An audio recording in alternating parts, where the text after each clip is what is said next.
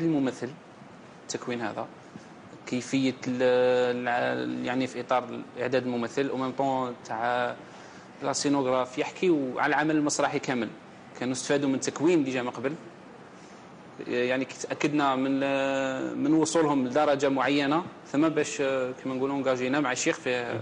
ما هيش اول مشاركه للجمعيه في اطار المهرجان الوطني للمسرح الفكاهي؟ شاركنا عام 2010 تانيك، شاركنا بمسرحيه الغوله، مسرحيه الاستاذ كانت عندها مشاركه. نعم. لماذا المسرحيه اوف، يعني مسرحيه خارج المنافسه، لماذا ما دخلتش المنافسه؟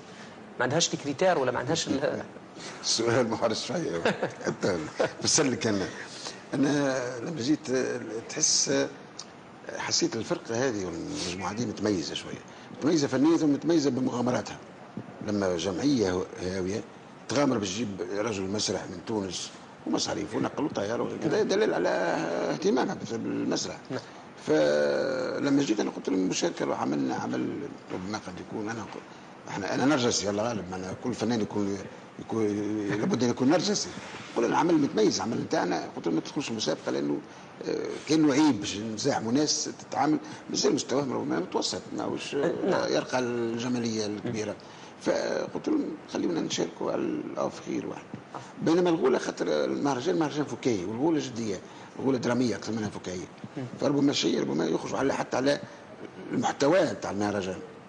رغم ان كان في صبغه الفكاهه في الاعمال المسرحيه المختلفه. طبعا المهرجان مهرجان فكاهي، وربما اختيار المديه والمسؤولين في المديه لتسميه المهرجانات مهرجان فكاهي صعبه جدا. الفكاهه اصبحت صعبه، صعبة التحقيق في المسرح، صعب التحقيق. نعم. وصعبة حتى على الصعيد الاجتماعي.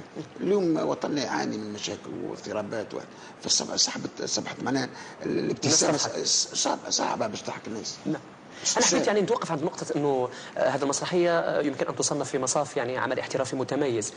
فيها الآن عمل مسرحي معروض ودخل في المنافسة في المدية، حاز على جائزة أحسن عرض متكامل في إطار المهرجان الوطني للمسرح المحترف. البارح نعم، افتراض ما حدث فعلا لمسرح أم البواقي. نعم، سيشارك في المنافسة في البارح أنا خاطر كنت في الريبيتيسيون شفت جزء منها. عمل احترافي كبير، عمل متميز. إذا سيزاحم العمل الآخر. هذا يخلط عنا احنا بتونس ما تجيش فرق مهرجان تعوات يشاركوا فيها محترفين. نعم. فرق بين المحترف والهاوي، ذاك يشتغل خريج اكاديمي كذا والاخر مازال هاوي يتعثر. كيف تحطهم يتزاحموا؟ نعم.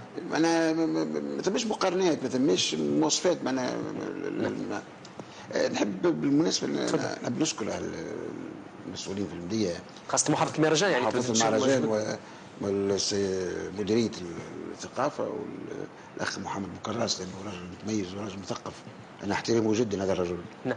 مناقد كبير وربما هذا تفتخر به الجزائر. نعم.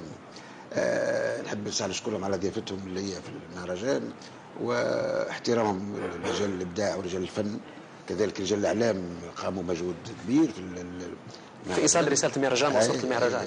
معناها رغم أن اختيارات كانت موافقه وغير موافقه. معنا البارح شفت عمل البارح قلت لهم اليوم بدا المهرجان.